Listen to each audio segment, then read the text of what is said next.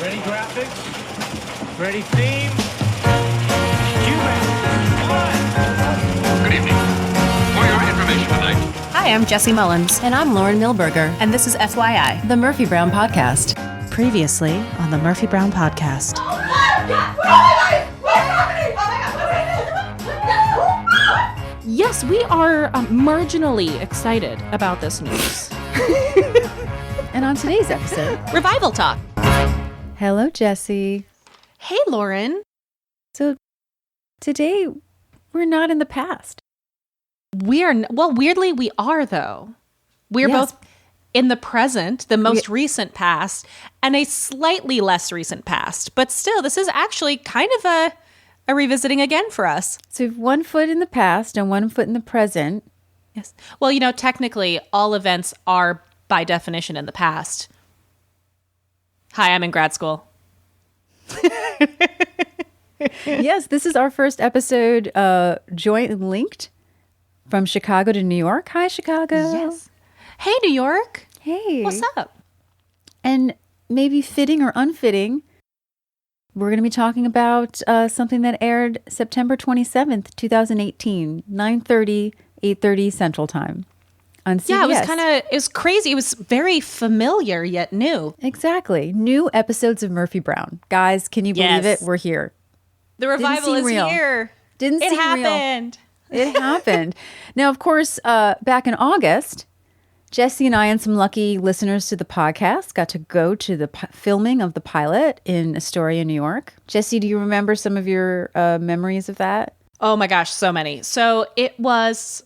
I'm also really enjoying the fact that I can already hear my Midwestern accent coming back after being in Chicago for not even that long. Oh my gosh.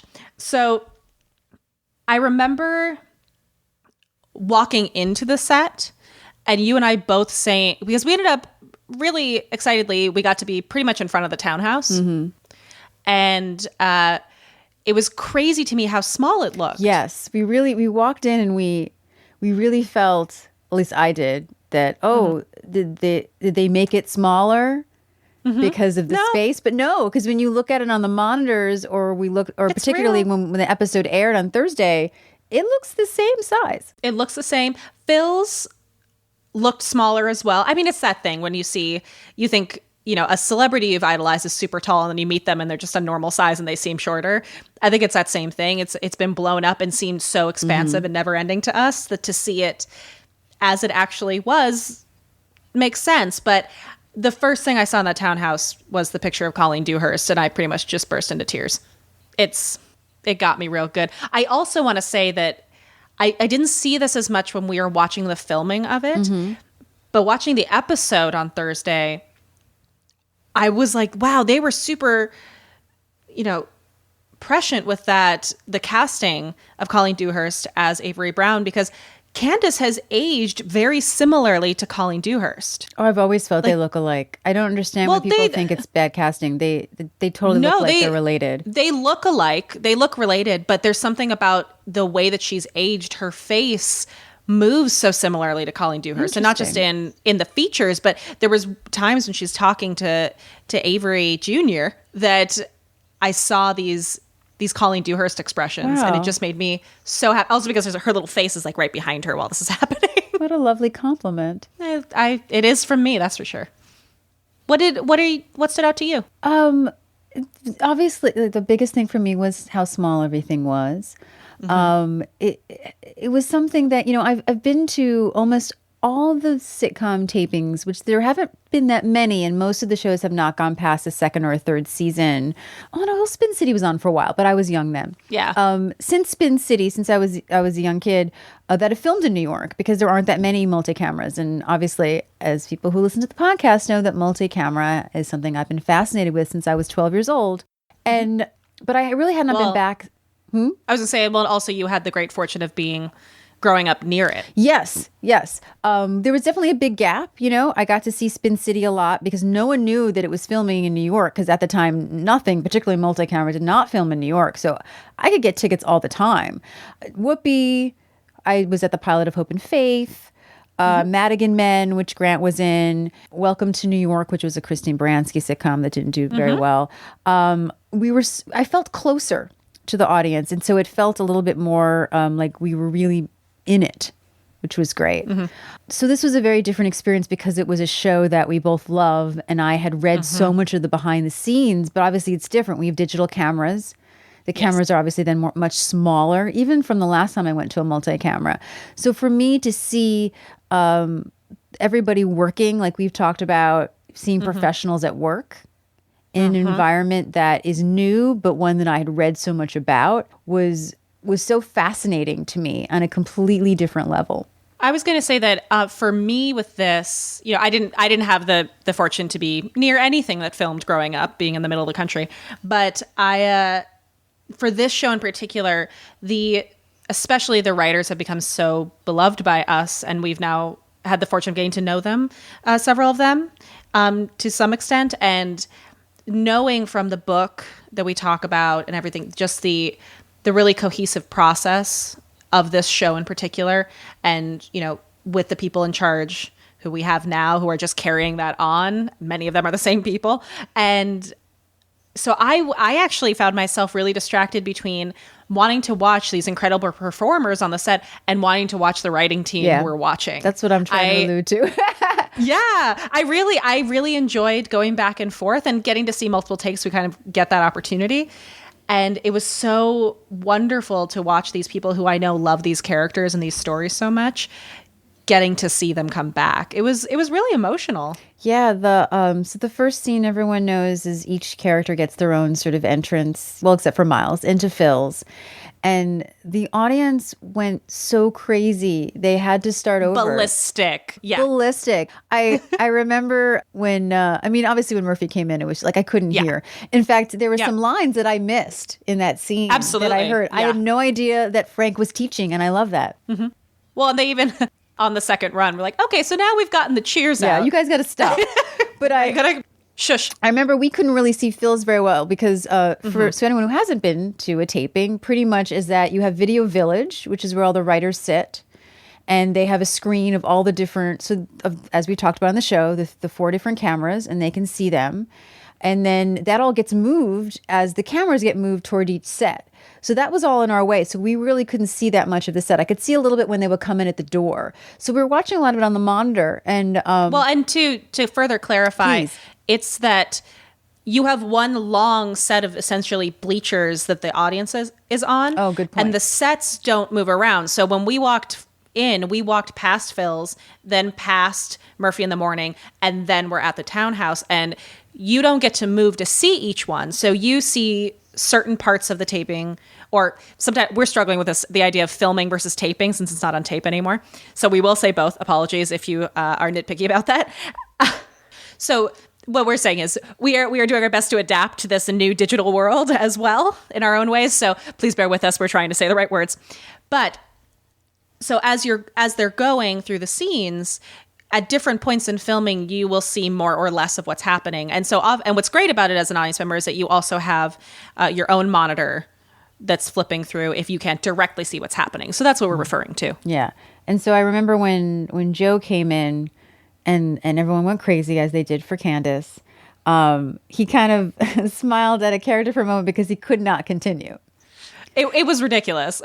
Like he literally just could not continue. And we understand from behind the scenes people that the entire writers and cast and crew, to see their friends get that much applause really meant something to them. And it was a very loving audience. I mean, it was definitely full of friends and family and us and our fellow and pod listeners. So they definitely filled it with a lot of love, which I think is just the best choice. Yeah. But I will say something that stood out to me was, and maybe it's because I was there, so I knew the type of laugh and audience reaction tracks were happening. But the laugh tracks kind of threw me. Me too. In this episode. And I don't know if it's because we were used to being there, or if there's a different way that they mix the laughter. They seemed mixed. Like I heard some layering within that. It sounded, I could tell there were points where it was clearly a very loud response, but it was kind of dialed back a little bit to just kind of swoop in. Yeah, because guys, I mean, it was insane. it was insane. And we were insane. Yeah, we kind of were. We really tried to hold ourselves back, but we got very excited. as we should, you know. Yes. And everyone was so welcoming and lovely to us, and just really, you know, so wonderful, and giving us tickets to give to some of the listeners was just so, thank you so much. We were so honored to be able to bring people. We already said it in person, but Yeah. but massive love for the people that we got to meet. It was so much fun to actually see some of your faces. Yes. That was so cool to just see these people that we had seen, you know, in little like Instagram or Twitter icons, and then see their real person. It was so fun for us to be as part of this little community that got to hang out and chat afterwards. It was great. Also, my mom was there. Yeah, that was and it was great. really great. And I had such a blast being able to do that. One of the things in the first scene that made me so happy was, and I said this to you when it happened, but is the way that Tyne Daly steps into her role Yes. at Phil's. And she does this thing when she walks around with Murphy where she's carrying the pot of coffee and the mug, and the coaster for the mug is on top of the empty mug. Oh. And she just every time did this natural little, watch it again because it's so cool. She flips the coaster off the mug onto the table and then sets it down. It's such a pro move. It's great. Yeah. And it says so much about this that just shows she knows what she's doing. I love it. Yeah. And the show was full of little moments like that that were just so fun to catch.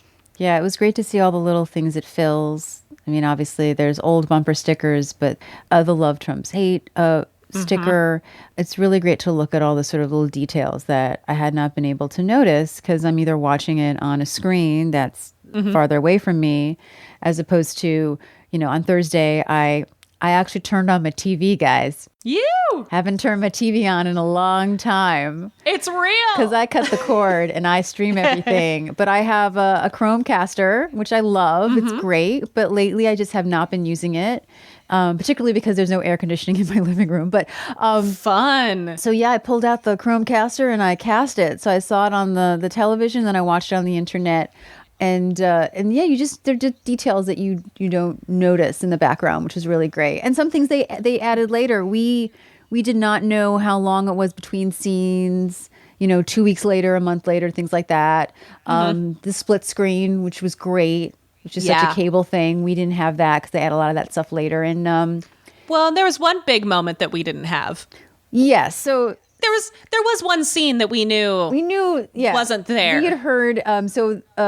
The Sunday after the filming was the TCAs, the Television Critics Association, and everyone flew to LA. And Diane said that there was a special guest star, which of course made us think, well, it's probably a secretary. Many people were guessing that it was Hillary Clinton. Sounded like that was probably a good guess. It was redacted from the reviewer copy, to which many of the reviewers later on went, we all knew it was Hillary Clinton, but we didn't want to spoil it for you guys.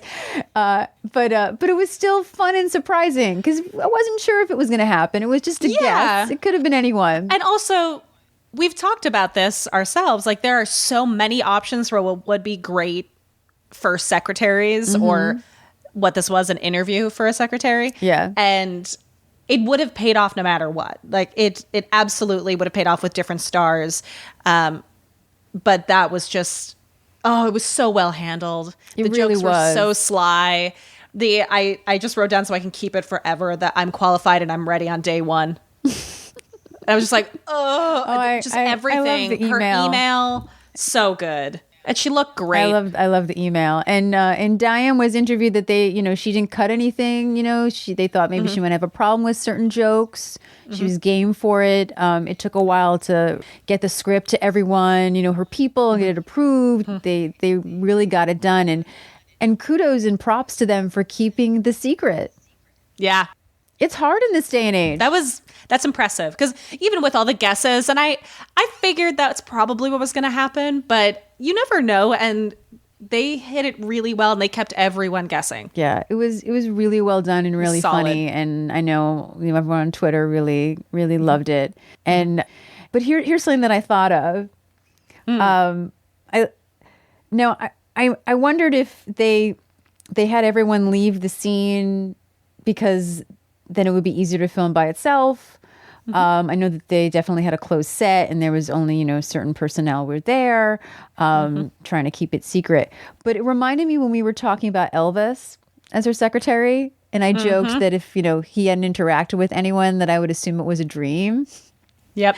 And as much as I love that it was Hillary Clinton, I thought, is this real? I know. Is Murphy imagining this? And I know I'm reading too much into it. This is No, not I know, but I love that. Guys, I know. This is not a thought process that the writers or anyone are coming up with. This is me making myself laugh. I'm just going to support you in this headcanon because I love to support your headcanon, but also because the first thing we see in the show is Murphy waking up in an original Nasty Woman nightgown out of falling asleep on election night. And it almost made me want to wish that the election was a dream. So, like, for all we know, this was part of her original Nasty Woman nightshirt dream. Maybe, it's funny, the opening really reminds me sort of a sitcom version of the opening of The Good Fight. If anyone's Yes. watched that with Christine Baranski, because, and they had to change the ending of The Good Fight. Originally it was about, Hillary winning. And then when that didn't happen, it became a story of a woman, big liberal like Murphy, who doesn't really know what's happening in the world right now. And everything that she holds dear sort of is pulled out from under her. And it starts with her watching his inauguration and drinking wine and I think crying. I'm not sure, but she's definitely in a dark room watching it with some wine. And I thought that when we first saw it. Now, interesting enough, this was 5 minutes extra, which was great that CBS gave them that extra 5 minutes. But they definitely shaved off some stuff. They did. Originally, when we saw it, Murphy comes out of the kitchen with popcorn. Hope that they don't mind me saying that. But I think it's something to note because we've talked about that the new Murphy Brown is going to be much, much shorter than what we're used to. And I think that they had some really deft ways, very smart ways to shave things so that we don't cut dialogue. Yeah, it was impressive. I have to say, like there was a lot of story in that short amount of time, and without going to a Gilmore Girls level speed. Like they speak rapidly. Yeah. I definitely think so, but it didn't feel like it was being pushed for time. It started at 60 and just kept going. Yeah, and as much as I nostalgically miss the blackout with the names at the end, I am more than happy if they're going to keep this credit way of doing things to keep dialogue. Yes. Like one of No, I was going to say, and another thing that I remembered was when, we cut into the first broadcast and Miles is right about, you tweeted about Trump, whereas originally it comes with Murphy coming in and being like, hey, we're going to start. And when we had Barnett, it reminded me a lot of when we had Barnett on, who was like, we cut to the table or we cut to this because you don't want to lose precious dialogue. Yep. So it's built in there nicely, and they clearly are giving opportunities for shaving down that doesn't sacrifice plot. Mm-hmm. And I'm excited about seeing that in this new sitcom world where we just get less time. Yeah. So something that stood out to me, and I talked to you about this, was one of the things we've talked a lot about is diverse representation being seen. And there's a couple, there weren't too many opportunities for diversity in this particular script. I praise be for Nick Dodani. He's great, and I'm so excited to see where he's going. And I love that he says putting the Brown in Murphy Brown. It's the best. I love him. Everyone, please go watch all of his stand-up and everything as well. Yeah, he was on Colbert. As was Candace. Yes, definitely check out Candace's interview. But he did his stand-up on Colbert on the Friday after. So if you guys want to check that out, you definitely should check out his stand-up. But I mean, kudos to them for giving, basically the first non-regular line to a woman of color. Yes. The woman in Phil's. That was great. I look forward to seeing more representation. But one of the things that was really subtle that I appreciated in this production that we saw as we were sitting there, and I'm not sure how much everyone picked up in what went to film, but the office is full of women. And there was a point where I only saw 3 men in that office aside from leads. Mm-hmm. And there was a woman with a headscarf. There were women of different types of color. It was a very exciting office to see that was the background they were creating. And even the men themselves, I believe I only saw 1 or 2 white men. I saw an Asian man. I saw an African American man. Like, I saw a clear effort to, even in the non-speaking denizens of this production, showing diversity. So I am hopeful, and I really look forward to seeing what else they're bringing in. And we're gonna have a new cast member. I'm not going to talk about him yet if people are, don't want to be spoiled. Yeah, we want to avoid spoilers. Yeah, because this is different than a show that's been out for 30 years. If you don't like reading Deadline to find out who the guest stars are, but there is a series regular who will fit the bill of what we're talking about, and we'll meet him in a couple super of episodes. stoked. Yeah. Yeah. It's because it's hard, you don't have a lot of open spots. This is more series regulars than we're used to, for sure. Because if you think about it, Avery fills Eldon's spot, Phyllis fills Phil, and Pat is the Jim spot. And I don't mean he's Jim. I just mean that he's in that world, and he's part of the gang. Yeah, so it's a lot of series regulars, but it's really great. And he is okay. I don't give it away. I was going to say something about his dynamic. I'm not going to give it away. But we won't go there. But we'll say that it is. They are clearly conscious steps forward, and I appreciate seeing a conscious step forward. Yeah. So speaking of new people, I feel like we need to talk about Jake. Can we talk about their chemistry and how amazing fantastic. it is? And it still cracks me up in how meta it is that the actor's name is Jake, and on the show his father's name is Jake. Father's name is Jake. But from the get-go, they are fantastic together. They're so good. I go away wanting more of them. I love their dynamic. I love the way they smile at each other, the way that she smacks him with the chopsticks, the way they, playfully punch each other, and the fact that she does the knuckle sandwich punch of him. It's wonderful. They love each other, but they also have a believable parent relationship. I mean, he made fun of her when she's tweeting. He has a very sort of loving / sort of, dry, sarcastic in a way, point of view.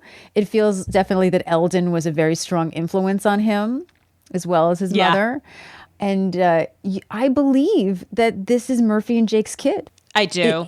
Visually, the casting is great and their chemistry is wonderful. And I just can't wait to see more of it. I will say, so Jake McDormand is the same age as me. He is not 28. No, he's not. I will say this is such a tiny thing, but for me, when she said 28 years, I was just like, I just had a slight moment where I was like, oh, I almost wish they hadn't said that, but I know it's establishing timeline, and also, I mean, we've seen 28-year-olds playing teenagers on TV before, so it's fine. But I did have a moment of being like, oh man, I really know what age that looks like now, as opposed to when I was younger and watching Murphy Brown. Maybe it's been a long time for me. I believe it, but I also think that they had to say that because so many people still don't realize that he was aged up in the last season. And so because of the Dan Quayle thing, everyone's like, he's not 28, because exactly Jake doesn't look 25. But I believe he's 28. I think that I was like, oh, you have to mention that to remind people. People were still confused on Twitter. I was like, he was aged up. Haley Joel Osment, just check it out. Yep. Oh no, this is such a nitpicky thing. No. I totally understand, and I'm sure he's believable to a lot of people. I was just like, you're in your 30s. But again, it does not matter. I just enjoyed the fact that I was like, no, the casting is too delicious. He's so good. And I do love that he is sort of kind of her Eldon now. Yeah. Their conversation about Eldon, there was not a dry eye. It was so well done. And the little toast to the ceiling. Yeah. Yeah. The running with the bulls. The fact that the moment for Eldon was that perfect dramedy moment of, Can I share what you said to me during the scene breaks? Yes.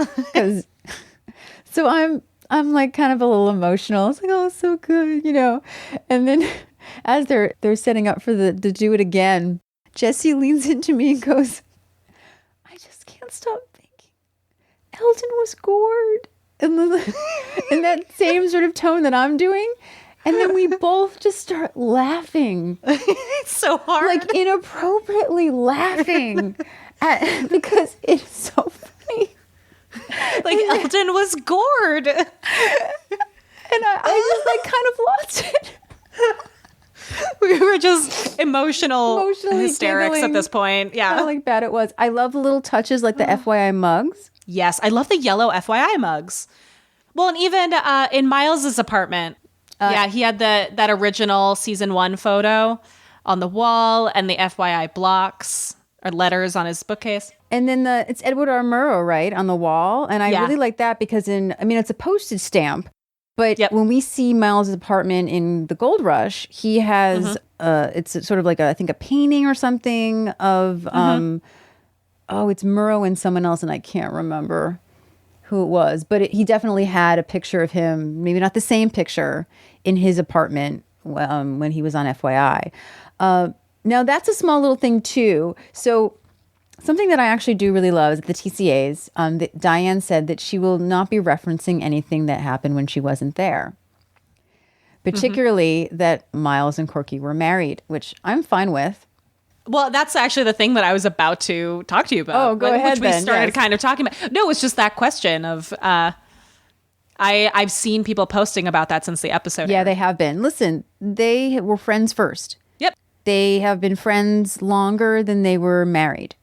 Yeah. And yes. I think it's believable that it will not be mentioned. I 100% believe that. I believe it. That's just maturity and working together for so long. Remember that time when we were married for like a year? Yeah, well, and also that didn't end in like a giant phoenix fire. Like there wasn't this big traumatic event that ruined everything and their friendship forever. I thought it was very well handled, and I 100% believe that they are past that now. Yeah, and I like the idea that Miles then eventually came back to FYI.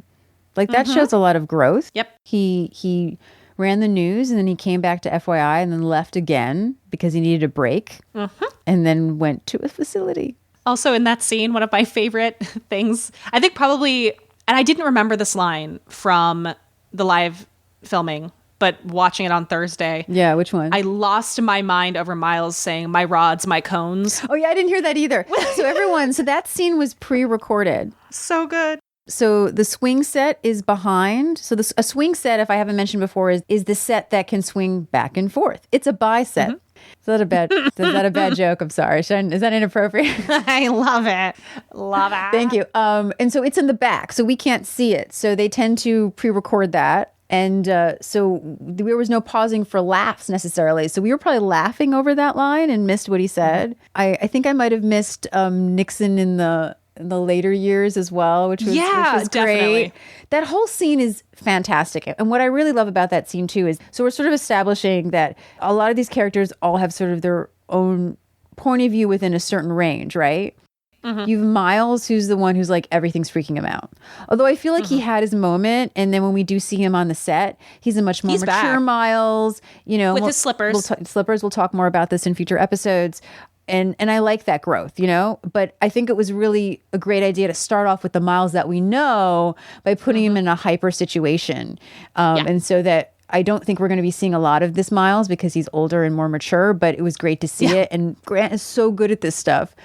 Matt Lauer. Matt Lauer. Well, there was something that we talked about a little bit, was the fact that wondering how to age Miles. And so far, I mean, this is just one episode in, so I'm only going to comment on this. I really enjoy seeing how Miles' neuroses have aged, because you can't play the same Miles like beat for beat in response, because we even saw him mature over the 10 seasons. So seeing what Grant is doing now and how he's aged Miles, because he has the largest jump, is really, really great. I really enjoy the choices that are already coming out. I do too. I love, let's go do a show. Like, all right. Like I loved it because that's not the choice that I would have done. A 20-year-old, Miles, but even just like in general, he's just like, okay, I guess we're gonna do this. It was, and I think that was like the third take or something, but I was like, that's a really interesting choice. But that's what's great about Grant. He's always coming up with things that, not the usual safe choice. Oh, one thing I do want to add, though, that what Jesse was talking about, Grant has actually expressed himself as well, that he does think that there needs to be a change between that personality in his 20s to early 30s to being in his 50s. And we'll talk more about that in future episodes. Yes. But one of the things that really got us from being at the filming perspective was when we talk about those first 10 seasons, having Diane come out and say, and kind of, oh God, I forgot about this. launch and saying this is not a reboot season 1, this is season 11. And she got emotional. And that was, yeah, it was super meaningful to you Yeah. could see to the entire room, to be able to share that with the creators. It was awesome. It made me very emotional. When she started to cry, I started to get emotional as well. It was Yeah. is what's sort of lovely to see, which is something that Jesse and I have, and hopefully you guys have gotten this through the podcast and through the interviews, is that these people love what they're doing. Yes, deeply. They love what they're doing. They love being with these people, which, you know, we've talked about, you know, although we said this to Russ and he's like, I've been in rooms where everyone hates each other, but it comes out into the show, and It does. it's emotional for us because of what it means to our childhood, and it's emotional for her because these are her friends and her colleagues, and it is a big portion of her life. And coming back to this full circle moment has to be so overwhelming. It's really just a wonderful bonus to see how moving it is for them as it is for us. Well, and you can never predict that something you create will have this kind of effect and this kind of longevity. And like, this is just the stuff you hope for. And I was telling somebody about this recently because they're like, what's it like to, you know, to have been at a filming like this or to see this coming back? And I said, the most rewarding thing that I have experienced so far on this podcast is the fact that this show that meant so much to me, to us, meant even more to the people making it. That idea of the thing that meant so much to me wasn't just a meal ticket to somebody else. It was a labor of love. And you hear about people who are, you know, acclaimed writers now who got their freelance gig, waiting to get a freelance gig at Murphy Brown because everyone wanted to be a part of that room. And you see the love. I mean, you see it in the credits when you see how many of these writers that we know as writers from seasons, you know, 1 through 10 are now co-executive producers. Oh, isn't that great? It's so cool to see like our buddies' names scrolling through. It was just it's so great. It's so loved that people came back. That does not happen. There's a CBS video of when everyone sees the set for the first time, and Faith and Candace are crying, and Yeah. it's a pretty, you know, dead on set, I have to say, and I do love that they've added some modern touches. I love that the couch is really not the same couch, but kind of the same couch. Yeah, you can see she went and looked for a similar one when she had to replace it. Yeah. Hey, you like the couch, right? Yeah. But added touches, the chairs are different. There's a different throw. It's not green, so it's not confusing me. I see it's a throw. Yep. It's not green. Now I can see it. But the Warhol is still there. The bust is still there. There's a picture. The lamps. The lamps. The lamps are there. The lamps really got me because I was like, Yeah. those are the exact same lamps. That Tiffany's lamp. Whew. And the fireplace is pretty dead on too. The stuff on top of the fireplace is pretty set. But I like how it looks new but familiar. Yes. I love that you can see touches of Avery in the home. Yes. You can see in like the little hallway going to the kitchen, there was like something that was clearly like his handprint. All the And lacrosse like stuff. kid art. Yeah. It's really, it looks lived in, but lived in, and not the Murphy that we meet in season 1, but the Murphy who has grown since then. Yeah. And I just really love their relationship. It's really, it's beautiful. really well done, guys. Really well done on that part. And I said this to Steve after the first filming, but I want to make sure the world hears this as well. That the thing that nothing is perfect, and I'm sure we could sit here and pick apart and nitpick, but that's not what we plan to do with the revival. We plan to enjoy, and that's why we're not doing a recap right now. But Plus, you guys can watch it. We don't have to do a recap. Yeah, you can watch it. Because you can go online and stream that baby into your home, into your computer on your phone. yes, and then just engage with us about the new one while we go back through the old one. But the thing that really stuck with me after this episode was the way that they handled Murphy's show versus Avery's show. I mean, that is the great conflict. And the thing that I told Steve was that, you know, Murphy's show is the one that I really want to see right now. It's the one that I was like hoping for when, you know, we thought about Murphy going up against the world as it is today. It's very satisfying in this episode. But Avery's show is the one that I think we need right now. And I think it is so powerful. And the idea that I think both can exist. But the fact that she's not just going up against an evil wolf show that is, the polar opposite of hers. It's one that really is about bringing people together and healing wounds within our culture. And I just think that's incredibly beautiful because that's a much more difficult conflict to face, because it's not a show that Murphy is going to dismiss. It's a show that is valid. It's not just her son. It's also a brilliant idea. Yeah. And, even though we find out that the ratings didn't go very well, you and I both noticed on this filming that he was trending. Yeah, so we didn't notice it watching it on this live, but watching it on TV, if you look at the Twitter feed behind Corky's head.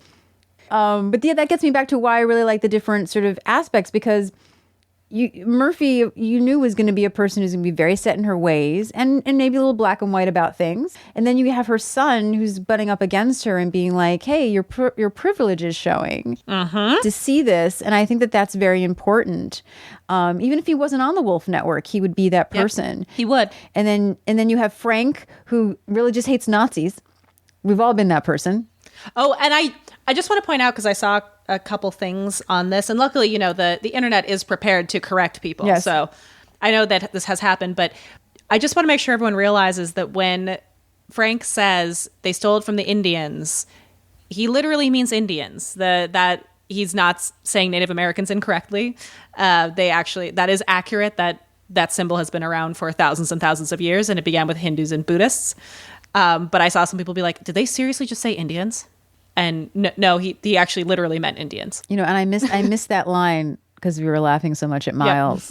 Yeah. But I think that's true. I think that the other moment within that, when you said that he says, check your privilege, was the fact that she also listened to that. Yeah. And I think that is such great representation of how to have a dialogue. Because that's Murphy. Mm-hmm. She does listen. We see the other Murphy as well, who just blows up on TV. But yeah. Hashtag Dan Quayle. Oh, that landed so well. I had multiple friends text me. Bring it. Where's the GIF? Where's my bring it gift? Hashtag Dan Quayle. I need my GIF, please. Where is it? Yeah. Also funny was when we were watching it, Jesse was like, ooh, a red shirt. And I was like, I think it's burgundy. And you were like, semantics. and then when I watched it on my TV, it was red. And I was like, Jesse's right. And then I watched it on my computer and it looked burgundy. Color correction can only go so far. I know, right? But Pat Fields with the costumes and the pops of color, and you can't really see, but Corky's wearing a lot of ankle boots, which I really like. The outfits are killer, and they are so Patricia Fields. They're so cool. Yeah, but particularly the Murphy in the Morning outfit I really loved. Yeah. Oh, her pantsuits are amazing already. Also, the fact that you said burgundy. So anybody who laughed at the went on a date with Donald Trump joke and has not watched any interviews with Candace, please go watch those interviews, because she talks about a real life date that she went on, and burgundy is a key in that story. But I will not ruin that for you. Please go find it. She talked about it on Colbert and watch What Happens Live. We'll put it in the show hilarious. notes. Yeah, so that's based on a true story, as is the pillow. If anyone doesn't know, the Pirate ass pillow, honky ho. exactly, is Candace's bio on Instagram. It's the best. And it's a tradition to have a little, needlepoint. Is it needlepoint? I don't know any of this stuff. Yeah, cross-stitch cross-stitching. Because the little FYI pillow, but of course we know that Barnett has that pillow, so it's not there. Although the frame picture of Avery had been sitting in Diane English's office, and I understand from Instagram that she actually, they were, in pre-production, she mailed it to the set. So that is direct from her office, and that's from the original set. So yeah. Oh, and one final great plug that I enjoyed for those of you who are maybe not Twitter users. I mean, I have one, and I don't use it nearly as much as I probably should. Or the should is subjective. But for anyone who's not aware, Diane English's handle is Real Murphy Brown. Oh yes, please, let's talk about that. I gasped. I did too. We grabbed each other. Yeah, because we were obviously the only ones in the audience that knew that was actually Diane's handle, which is such a great way for Diane to get more followers, really. So that was smart on her part. But it was thrown away so nicely. Yeah, and guys, I was like, sure. The Aretha Forever was always in the show, so that's sort of a nice, beautiful little tribute there that that was there. Well, and that's a beloved album as well in the first season. That just is so full circle. Yeah. It's silly. He knows his mama really well too. Yeah. Yeah. And her smile about it. Yeah. It's really great. So, of course, I have to talk about my beloved Corky Sherwood. Faith Ford's performance as Corky was one of my favorite things to watch live. So, Faith Ford's physicality is so spot on. You see in the way she limps into fills, you see it all over the place. But her hot flash during the live broadcast was genius. Every time she did something slightly different, she built it, she restrained it. It reminded me of in the special features of The Fellowship of the Ring, Lord of the Rings, yes, I'm going there. Ian McKellen talks about being fascinated by Ian Holmes' style of acting and how he would provide what he called a kaleidoscope of Bilbo Baggins so that the director would have all these options to pick and choose and create the story he wanted to.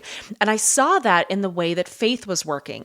It was always the same Corky, but it was slightly different flavors and energy levels so that they could really craft the performance they needed to tell the story at hand. And I just so enjoyed watching the way she acts from like the top of her head down to the point of her heels. It was just great to watch. It was a great lesson as a fellow actor to really see how much you can bring to the table. And I just want really quickly to talk about the director, Pam Fryman, female director, which is great, first couple episodes. But also Pam was a major architect of How I Met Your Mother. She directed most of the episodes. And, you know, Jesse and I were talking about that. You know, that show was such a show that used such great use of music. And so Pam really seemed perfect for this. But Pam is just a maestro sitcom director. And I was so excited when I found out that she was going to be directing it. It was really great to watch her work as well. Dude, she was a boss. She was so, like, just her energy. Like, you knew immediately who the director was when they were all on set. And she had such a grace and poise to her movements and the way she was just speaking to people. I never saw a moment where I'm sure probably something went wrong that we didn't know about. We never knew about it. We never saw, like, she moved with such ease and clarity and groundedness. It was awesome to watch. It was so awesome to watch her just navigate that huge set with all the cameras. So since we're doing this a little bit unconventionally, we should say the title, which is Fake News, and it is written by Diane English, which I love because of the several meanings.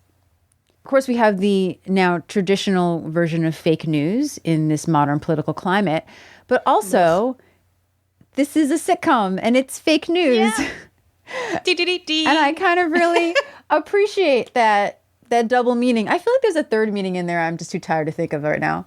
We'll figure it out later. Bring it back up. So that's great. And you know how much I love my titles. And there's something so weird also for the build up to this, you know, and obviously doing the podcast, a lot of childhood memories is remembering, oh, look, there's a trailer that I can watch anytime. When I was a kid, I would wait for 60 minutes or I'd watch the soaps in the summer. I mean, I watched soaps as a kid and like be ready to hit record so I could get the promos.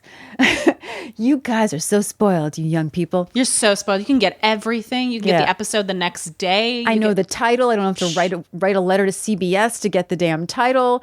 And obviously this is a long time ago, but sort of, you know, looking back irreverently at my childhood lately with this show, it's like so I read someone online said that they were recording it on a VHS because you have to record Murphy Brown on a VHS. Oh, bless them. I know. I was like, who still has a VCR? I mean, there are a lot of combos. Combos Still are great. kicking. That's true. It could be a combo. I appreciate. So tell us what you thought of the revival, please. This obviously Please we don't have do. time to cover everything. This is sort of just our peppering. Oh, I took your Yes, our peppering, our excitement. We would love to connect with you on all of our social media. As you know, we are on Facebook, Instagram, and Twitter as at Murphy Brown Pod. We also have the email, which is murphybrownpod@gmail.com. We would love to hear your thoughts and hear your breakdowns and hear what stood out to you, what didn't, what surprised you, because goodness knows there were a lot for us. anything that you noticed maybe that we didn't notice. Oh, one final thing. When we were watching it, I was so sure I knew the episode that that Eldon paints the Industrial Revolution. And I thought it was Brothers Silverberg, and I said it to you. And then right before the show, I was like, oh, I should look it up and see which one it is. It's actually the pilot. Yeah. Yeah, Although it was the very first one. Although it's the kitchen. But the thing is, I always figured that Eldon was there so long that he always repainted and did new murals over old murals. So That's what I assumed. Yeah. So maybe that was it was the first mural that he painted, and it was the last mural that he painted before he went, "Where you going, Eldon? I'm going to go to Spain and run with the bulls." I'm never going to not laugh at it, and it's really sad. But I also appreciate that it kept with the fact that Eldon had gone to Spain originally when he left the show. So he probably had friends there, roots, or went back to paint. Yes. We don't, I mean, at some point when Avery went to college, you'd think that Eldon would be like, I'm going to go travel on my own, Yeah. Oh, Eldon, he is with us. Always. So that's our little pop in about the revival. We just really wanted to chat with you guys now that first episode is out. We'll be back to our regularly scheduled recaps of season 2 with our next. And like we said, watch out on certain Thursdays. We'll be talking the revival in different aspects, maybe some interviews, and covering it in a different way than we cover the actual episodes, but still having good conversations with you about the fact that Murphy is back. Yeah, and checking in and letting you know what we think. Yeah. So tune in, enjoy the episode tonight. And we'll see you for another edition of FYI, the Murphy Brown Podcast.